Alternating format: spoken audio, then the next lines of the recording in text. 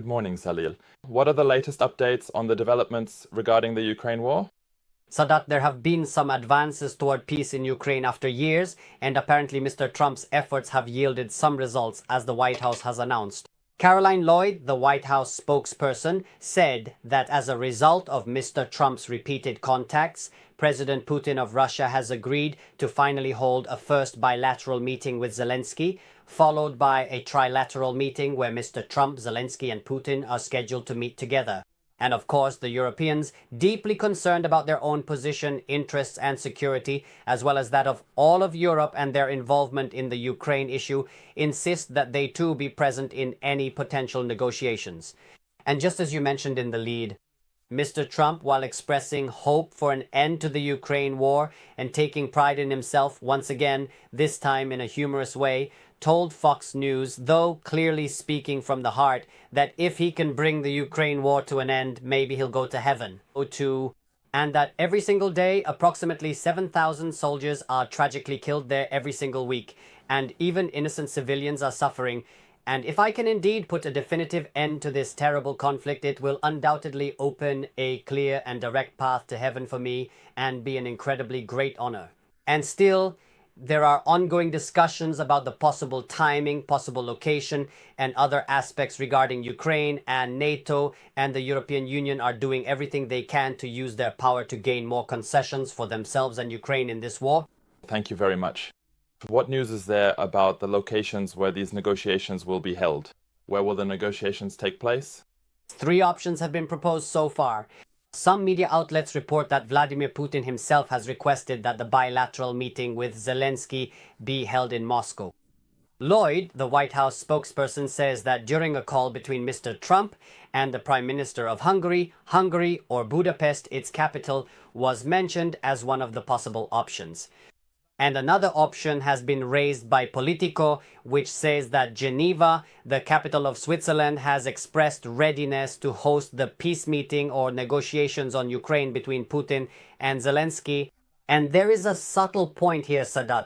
The fact is that Mr. Putin, due to accusations, because he is accused of war crimes and crimes against humanity by the Hague Court, the International Court, must be arrested and put on trial. Now, 16 countries are members of the Hague Court, and one of them is Switzerland.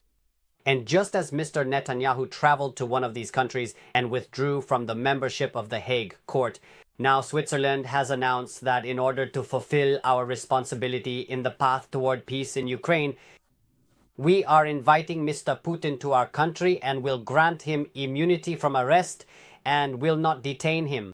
These are 3 possible locations, but none of them have been finalized yet. The meeting might take place by the end of this week or next week, and it took a lot of effort to persuade Mr. Putin. Some media outlets are still speculating that Putin is not interested. And Sergei Lavrov's comments yesterday about Europe's stance and his concerns regarding what the Europeans have raised in relation to Trump and Putin on this issue, all of this indicates that there will be a bit of a delay, but one of the locations and one of the dates will eventually be chosen. And just like the previous meeting, this one will also take place. Thank you very much. And it seems that Trump is seen as the main player in these negotiations. Yes. So what were Trump's latest remarks at the beginning? Trump's latest remarks, one of the most important things he said was that he once again emphasized that in the upcoming negotiations and in the path toward peace in Ukraine, NATO membership will no longer be on the table. First, security guarantees for Ukraine are being considered, which is one of the priorities, and both the European Union and NATO are working on it. Just today, NATO commanders are holding a meeting to clarify these security guarantees. And the third point that Mr. Trump raised, in response to your question, he said that no more soldiers would be sent to Ukraine. No troops will be sent, and not only during my term. This decision is America's decision, and even after me, after the end of Trump's presidency, according to Mr. Trump, sending troops to Ukraine will no longer be an option. Well, there are other major and fundamental issues that will also be discussed. Thank you very much. What have been the recent reactions and positions of major powers like the US, Europe, Russia, and other powers such as China and Iran regarding Ukraine? The reactions have been very broad and diverse. Each of these powers has shown its own approach and attitude in line with its allies and shared interests. And here there is a different reaction from China.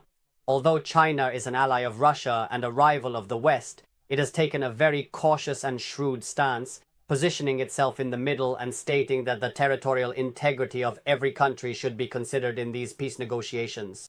Now, whether the territorial integrity that China refers to is the one Russia envisions for itself, or the one Ukraine claims, or pertains to disputed regions like Luhansk, Donetsk, Zaporizhzhia, Kherson, and still Crimea, China has not specified to which country these regions belong in terms of territorial integrity. While China has been acting very diplomatically lately, as for Iran's reaction, one of the Iranian officials said in an interview with Iraib that it is possible. One of the options is that Moscow might sell out Iran in a deal related to Ukraine to the US and the West and turn its back on Iran. This has been Iran's reaction, while other reactions at higher levels that have aligned with Ukraine have come from European countries. France, President Macron once again yesterday called for the presence of Europeans at this meeting.